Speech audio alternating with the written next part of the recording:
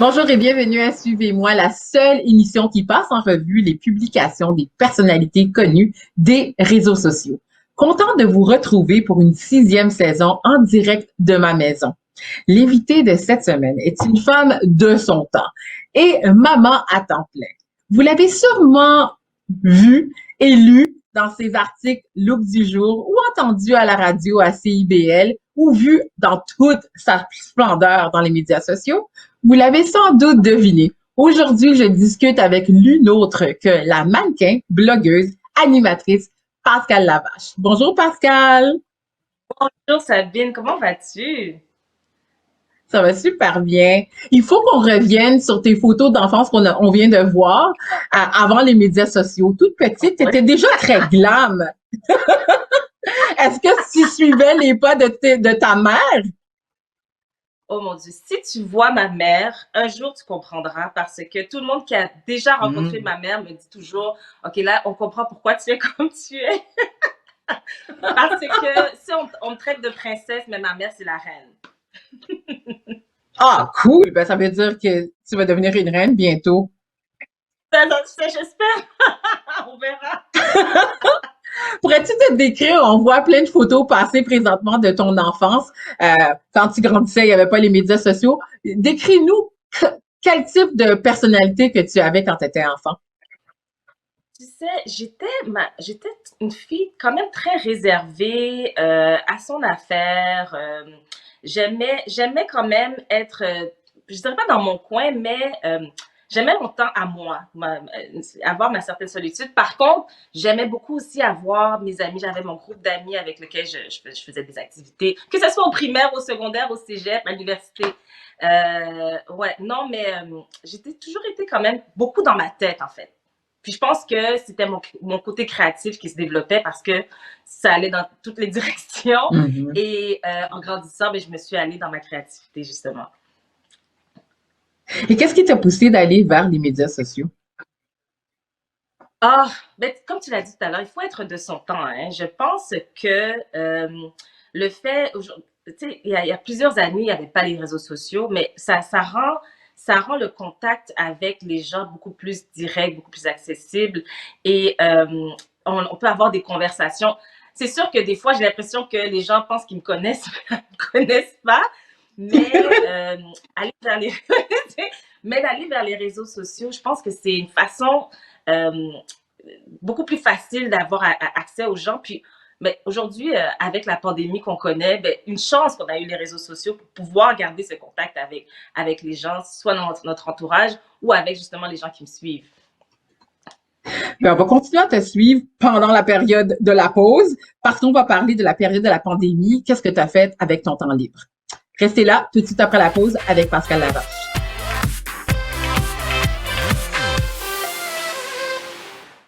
Vous écoutez Suivez-moi avec Sabine Daniel et mon invité spécial cette semaine, Pascal Lavache.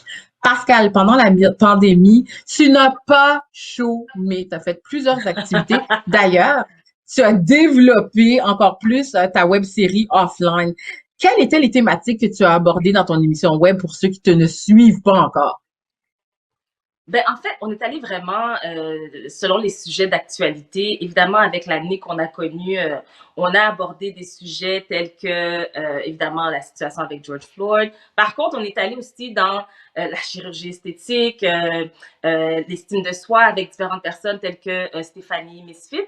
Donc, on a vraiment j'ai vraiment essayé d'aller dans différentes directions pour aller toucher le plus de monde possible. Mais très égoïstement, j'aborde aussi des sujets qui me touchent personnellement, mais on est allé dans vraiment toutes les directions, puis c'était tellement intéressant de voir à quel point je pense que les gens en avaient besoin, autant que moi j'en avais besoin parce qu'on était complètement confinés, surtout au début du mois de mars, quand tout était, ben, mi-mars en fait, quand tout s'est arrêté, on avait tous besoin de connecter différemment et ça m'a vraiment fait du bien, Mhm. vraiment. Là. Ouais, ouais, ouais. Tu parles de connecter Tu parles de connecter différemment pendant la pandémie et effectivement, tout le monde se sont retournés vers les plateformes sociales et toi, tu as comme pris d'assaut les plateformes. Non seulement tu as fait offline sur Instagram, mais tu as également publié beaucoup de publications en s'affirmant, puis aussi comment prendre soin de soi, mais particulièrement sur l'éducation durant le Black Lives Matter. Et moi, je veux soulever quelque chose de particulier. Tu es une maman d'un jeune garçon noir et voir la mort de George Floyd et le meurtre, je veux dire, de George Floyd, euh, qui était au grand public. Comment toi tu t'es senti en sachant que tu élèves un homme noir? Hey, c'est drôle. Je sais pas pourquoi je suis émotive. Euh, Tu sais, C'est normal. j'ai j'ai été obligée d'avoir une conversation avec mon fils qui avait 9 ans à l'époque. Ça a été une conversation qui est difficile, évidemment. Et c'est une conversation que je, je ne devrais, personne ne devrait avoir, en fait. Aucun parent ne devrait avoir avec son enfant. Mais c'était une conversation où je devais lui expliquer ce qui est arrivé, pourquoi c'est arrivé et quel impact ça peut avoir sur son cheminement à lui. Puis comment est-ce que ce petit garçon de 9 ans se doit de réfléchir ou réagir déjà maintenant pour le préparer à son avenir. Et en tant que maman, c'est sûr que ça m'a beaucoup touchée, puis ça me rend encore aujourd'hui, ça me rend tout à l'envers parce que mon fils il grandit évidemment, il devient beaucoup plus conscient de son environnement et tout ce qu'on veut comme parents, c'est que nos enfants puissent grandir de manière insouciante, hein, qu'ils puissent vivre ses rêves et faire ce qu'il a envie de faire. Mais je suis aussi obligée de le préparer à la réalité de la vie et ça a été difficile. Je suis contente que tu en parles parce que tu signes un billet dans ton blog Look du jour et c'était un des articles que tu as soulevé et tu parles beaucoup de ton rôle de maman qui était non planifié, que tu as soulevé. Pourquoi tu as utilisé ce blog-là et surtout ta plume, tu as une belle plume en passant, pour parler de Merci. devenir maman, tu sais, de non planifié, une décision qui a été difficile. En fait, oui, je me rappelle de ce billet en fait, j'ai eu beaucoup de retours sur ce billet-là. Et je décrivais une grossesse non planifiée qui finalement se termine par, finalement, j'étais pas enceinte.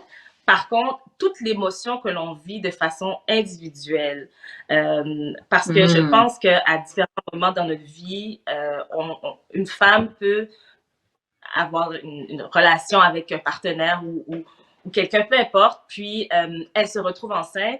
Bon, en fait, elle est en retard.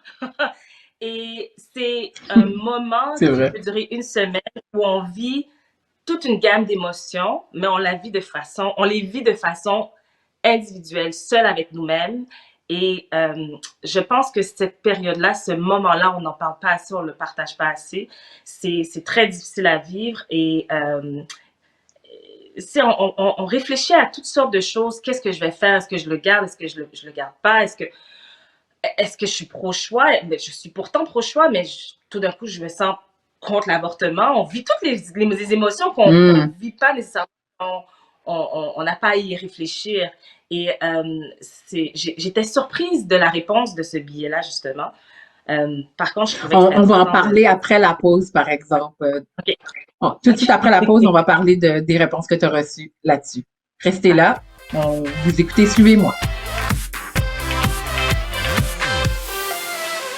Vous écoutez, suivez-moi avec Pascal Lavache, qui est mon invité spécial de cette semaine. Et Pascal, on parlait justement de ton rôle de mère d'un futur homme noir qui va devoir œuvrer dans cette société qui est, on va se le dire, très raciste dans certains cas, dans de parties du pays. Pour toi, pendant la pandémie, tu as été excessivement active, on en a parlé. Comment, quel est ton message aux jeunes mères de femmes noires qui nous écoutent présentement? Ouf.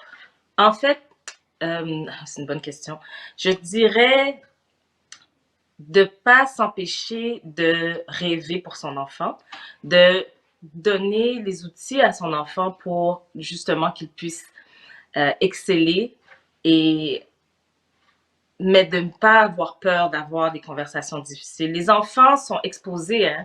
Ils voient ils voient, ils sont à l'école. Euh, c'est pas comme à notre époque où on n'avait pas les réseaux sociaux. Aujourd'hui, les enfants, Mhm.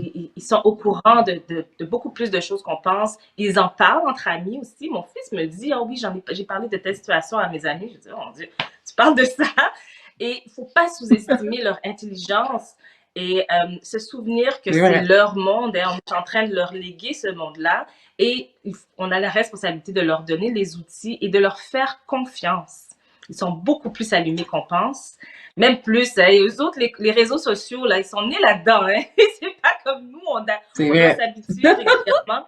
Eux, c'est leur monde et il faut leur faire confiance. Ouais, moi je suis d'accord avec toi. D'ailleurs, t'es pas seulement maman, t'es une mannequin, t'es une maman mannequin et Ouais. t'as collaboré avec plusieurs personnes. Pendant la pandémie, je te dis, elle a pas chômé. T'as travaillé avec Pennington Oui. et Reitmans. Peux-tu me parler de ces collaborations-là avec des grandes marques canadiennes? Ben, tu sais quoi, je suis contente de savoir que il y a une ouverture vraiment sur que ce soit la diversité corporelle, mais aussi la diversité culturelle dans son ensemble, la diversité ethnique. Il y a vraiment un désir de se positionner comme, ben, en fait, la plupart des compagnies maintenant essaient de se positionner comme très inclusives. Et pour moi, c'est important et c'est la raison pour laquelle je fais encore ça en tant que mannequin parce que je réalise l'impact que j'ai en tant que femme noire considérée comme taille plus. Moi, en passant, je ne me considère pas comme taille plus. En fait. Je me trouve bien Moi normale. non plus. Et c'est le, et c'est le message que je veux donner, c'est que c'est moi, je suis en santé, je m'entraîne, je mange bien et c'est le corps avec lequel je vais vivre toute ma vie. Et il y a tellement d'autres femmes qui sont comme moi et qui malheureusement vont développer des maladies parce qu'elles sont pas bien avec leur corps. Au contraire, mais il faut voir Mm. justement, il faut y avoir cette représentativité-là pour qu'elles sentent que, OK, oui, il y a quelqu'un qui me ressemble, elle se sent bien, elle est belle. Et pour moi, c'est tellement important. Donc, les collaborations que j'ai de plus en plus, qui sont importantes, ça me rassure de savoir que le monde est en train de changer et que ce monde qu'on lègue, moi j'ai un petit garçon, mais non seulement aux garçons, mais aussi aux petites filles qui vont se voir représentées de cette manière-là, ça n'a pas de prix. J'aurais aimé avoir ça à leur âge, avoir 15-16 ans et de voir une femme comme moi, j'aurais aimé ça, Mhm. mais c'est pas grave. Euh, si je peux T'es en train de contribuer à changer les changer affaires. l'image, ben oui, pour moi c'est important. Donc voilà, je pense que le travail est D'ailleurs, fait. tu contribues à changer parce que on voit, moi, quand je grandissais, puis je suis sûre que ça devient populaire, mais toi, tu t'es allié avec J-Train pour montrer que les femmes de toutes sortes d'enveloppes corporelles s'entraînent. Ah ben oui. Puis, tu sais, on a développé une amitié, lui et moi, puis on a souvent des conversations par rapport à justement le fait d'être bien, mais ce que je trouve qui est important dans le mouvement Body Positivity qui a commencé il y a quelques années, ce que je trouvais qui manquait dans ce discours-là, c'était l'importance de bien s'alimenter puis de faire de l'activité physique, quelle que Mhm. soit, hein? Que ce soit aller marcher, faire un sport qu'on aime, je pense que c'est important de parler d'activité physique parce que être bien dans sa peau, ça n'a rien à voir avec, comme tu dis, l'enveloppe corporelle, mais je pense qu'il faut être en santé. Et le Et message je que je suis veux lancer, d'accord avec c'est toi. oui, on... Je suis d'accord avec toi. Après la pause, on va parler d'être en santé, puis aussi les applications que tu utilises pour te garder connecté et en santé.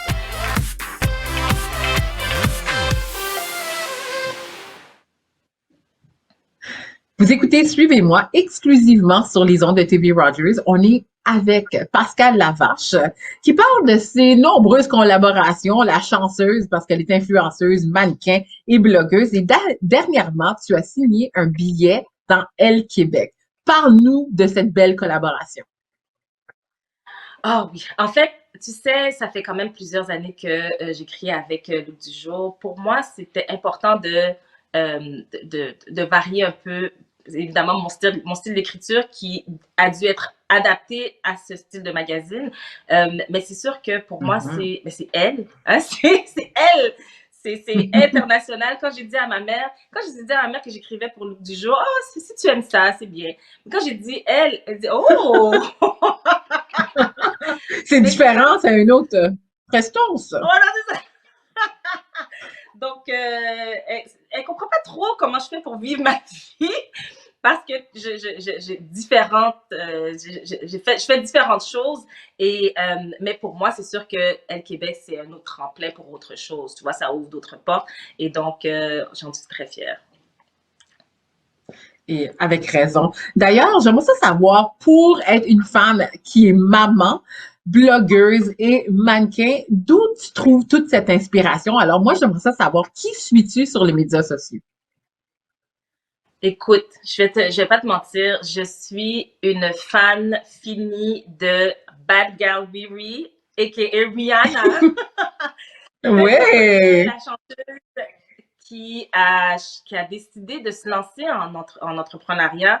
On l'a connue pour ses chansons, entre autres Umbrella et tout. Mais elle a décidé il y a quelques années de peut-être mettre sur pause sa carrière de chanteuse et s'est lancée en entrepreneuriat.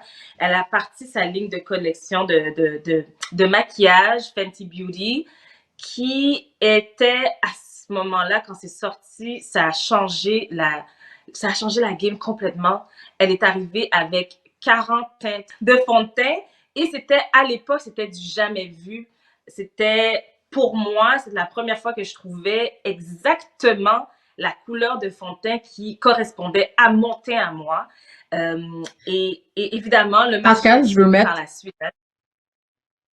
puis je veux mettre en contexte les gens qui nous écoutent parce que on est deux femmes noires, n'est-ce pas, en nombre? Oui. Et les Mm. gens peuvent penser que les fonds de teint sont faciles à trouver pour notre fond, pour notre teinte. Et non, moi, je me souviens de ma mère qui partait aux États-Unis, qui achetait ses fonds de teint pour l'année. Mm. Il n'y en Oui. avait pas. Puis, ouais, je suis d'accord que Rihanna, Riri, Bad Girl Riri, est vraiment Bad Girl parce qu'elle a changé, elle s'est imposée dans le marché de beauty. Mais il y a d'autres personnes comme que t'aimes qui sont aussi Bad Girl puis aussi grandes. La grande queen Beyoncé. Pourquoi? Ben, Queen on sait Bee! pourquoi, mais Come on!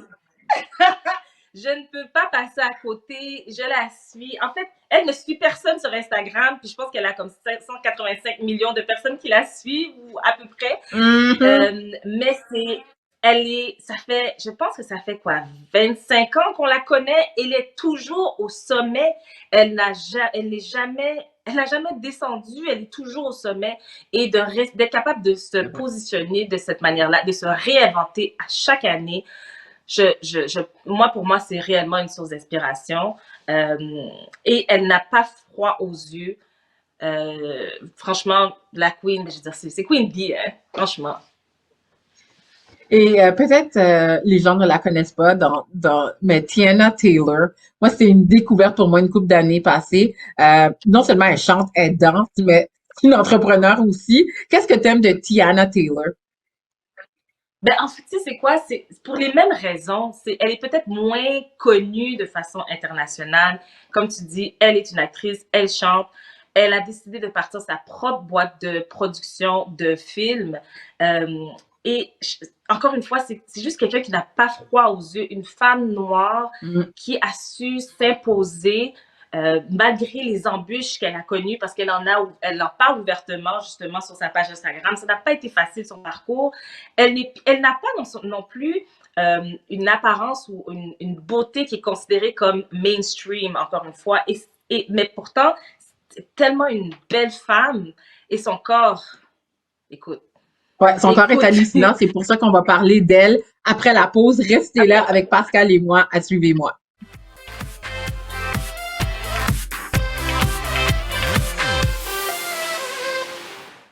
Ah, le temps file, ça va tellement vite. Vous écoutez, suivez-moi. Je suis avec Pascal Lavache, qui est maman, blogueuse, animatrice et mannequin. Comment tu fais pour gérer tout ça en utilisant ton téléphone cellulaire? Est-ce que tu as des applications préférées que tu aimes? Ah ben oui, j'ai pas le choix. Oublie ça avec tout ce que tu viens de mentionner. J'ai une application qui s'appelle Trello. Pour moi, c'est l'application qui est absolument nécessaire pour me permettre de planifier ma semaine. C'est une application qui permet de planifier à l'avance mes publications qui vont apparaître sur mon compte Instagram, qui est l'application principale que j'utilise. Et donc, ça me permet vraiment de sauver du temps avec tout ce que tu as dit. Justement, je suis pas mal occupée. Je pense que c'est important d'être organisé. Ça vient pas naturellement chez moi. Donc, j'ai besoin de cette application-là pour organiser ma semaine, mon mois. Et donc, vraiment, application importante. Ensuite, une autre application que je peux dire, parce qu'il y en a tellement, hein. Photo Room, ça, c'en est une que j'utilise pour changer un peu le décor lorsque je fais des photos, parce que j'en fais quand même beaucoup chez moi, étant donné le confinement. Donc, je vais utiliser cette application-là pour changer un peu l'éclairage, l'arrière aussi. Je peux changer l'arrière de mes photos sans nécessairement altérer mon apparence, parce que pour moi, c'est important de rester le plus naturel possible. Surtout, étant mannequin taille plus, je veux garder ce message d'acceptation, puis je veux pas changer nécessairement mon apparence. Pour moi, ça reste très important. Donc, ça, c'en est une que j'utilise. Et tu en as une que tu m'as fait découvrir, c'est Clubhouse. Pourquoi Clubhouse? C'est quoi Clubhouse? C'est tout nouveau. Ma fille! Clubhouse! J'ai découvert cette application pendant le confinement. C'est un genre une application où tu peux faire ou écouter des podcasts, mais en live seulement. Donc, si tu as manqué la convo, c'est terminé. Passe à un autre appel. Puis il faut lever sa main. Hein? Oui, il faut lever sa main. Donc, c'est comme si c'est un principe d'une salle, on dit un room virtuel, audio seulement, où on peut embarquer, écouter la conversation. Si on veut y participer, comme tu dis, on lève notre petite main, il y a un modérateur qui nous embarque et puis on participe à la conversation. Le modérateur peut nous débarquer aussi si ça dérape. Par contre, c'est, comme je te dis, c'est en live. Et une fois que c'est terminé, c'est terminé. Donc, je sais pas, il y a comme quelque chose de très instantané, de très immédiat, de très 2021 aussi. Puis, tu sais, quand c'est nouveau, c'est toujours très hot. Hein? Les gens veulent faire partie des trucs qui sont nouveaux. C'est toujours très hot, c'est vrai. Puis, on est déjà à la fin. Toi, tu es toujours très hot. Continuez à la suivre, Pascal Lavache. Merci beaucoup d'avoir été des nôtres déjà à la fin de l'émission. Continuez à nous suivre et surtout Pascal Lavache parce qu'elle est toute une femme.